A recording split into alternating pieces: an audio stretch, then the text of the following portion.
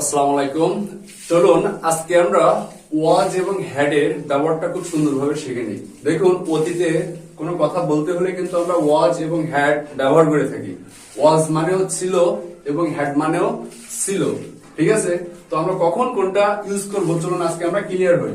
দেখেন, আমি একজন শিক্ষক ছিলাম, মানে আমি নিজে কিছু ছিলাম বা আপনি নিজে কিছু ছিলেন বা তারা নিজে কিছু ছিল, এমন যদি বোঝায় তাহলে অবশ্যই আপনি ওয়াজ ব্যবহার করবেন। তো আমি একজন শিক্ষক ছিলাম, I was a teacher. I was a teacher, আমি একজন শিক্ষক ছিলাম। যদি বলি আমরা শিক্ষক ছিলাম, তা আমরা তো আর একজন হয় না, এই জন্য এখানে ইয়ে হবে না। উই, এখানে ওয়াজটা চেঞ্জ হয়ে উইটা আমরা জানি প্লুরাল সাবজেক্ট, এই জন্য আমাদের ভার্বটা প্লুরাল হবে। সেক্ষেত্রে আমরা এই ওয়াজের জায়গায় ওয়ার ব্যবহার করবো। ওকে, ওয়ার, উই ওয়ার টিচার, আমরা শিক্ষক ছিলাম। দে ওয়ার টিচার, তারা শিক্ষক ছিল। ওকে, হি ওয়াজ এ টিচার, সে একজন শিক্ষক ছিল। শি ওয়াজ এ টিচার, সে একজন শিক্ষক ছিল। রাজু ওয়াজ এ টিচার, রাজু একজন শিক্ষক ছিল। এমন ভাবে কিন্তু আপনি এই শিক্ষকের জায়গায়, টিচারের জায়গায় আপনি ডক্টর, ইঞ্জিনিয়ার, যে কোনো প্রফেশন ব্যবহার করে আপনি কিন্তু বাক্য তৈরি করতে পারবেন ওয়াজ দিয়ে, যে আমি নিজে কিছু ছিলাম বা আপনি নিজে কিছু ছিলেন।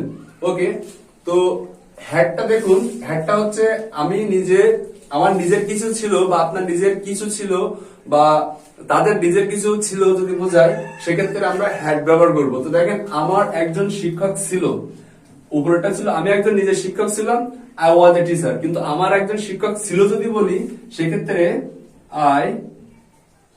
I had a teacher.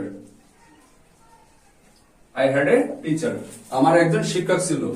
আমাদের একজন শিক্ষক ছিল, সেক্ষেত্রে উই হ্যাড এ টিচার। তাদের একজন শিক্ষক ছিল, সেক্ষেত্রে দে হ্যাড এ টিচার। দেন তার একজন শিক্ষক ছিল, হি হ্যাড এ টিচার। রাজুর একজন শিক্ষক ছিল, রাজু হ্যাড এ টিচার। আপনার এখানে কিছু থাকা বোঝাতে পারলে, অধিকারে থাকা বোঝাতে আপনি কিন্তু হ্যাড ব্যবহার করতে পারবেন। যে আমার একটা বাড়ি ছিল, আই হ্যাড এ হোম। আমার টাকা ছিল, আই হ্যাড মানি। ওকে, আমার একটা ফোন ছিল, আই হ্যাড এ ফোন। আমার একটা কম্পিউটার ছিল, আই হ্যাড এ কম্পিউটার। আপনি কিন্তু এভাবে হ্যাডটা ব্যবহার করে আপনি হিউজ পরিমাণ বাক্য তৈরি করতে পারবেন।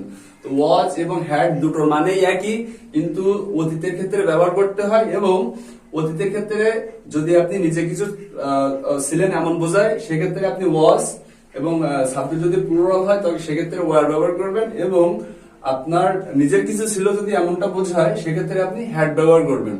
এবং এই সাবজেক্ট গুলোর ক্ষেত্রে সবার ক্ষেত্রে আপনার হ্যাডই হবে, এখানে কোনো চেঞ্জ হবে না। ওকে, তো আপনারা অবশ্যই প্র্যাকটিস করবেন, তাহলে কিন্তু আপনাদের বাক্য তৈরি করতে পারবেন। Thanks for watching.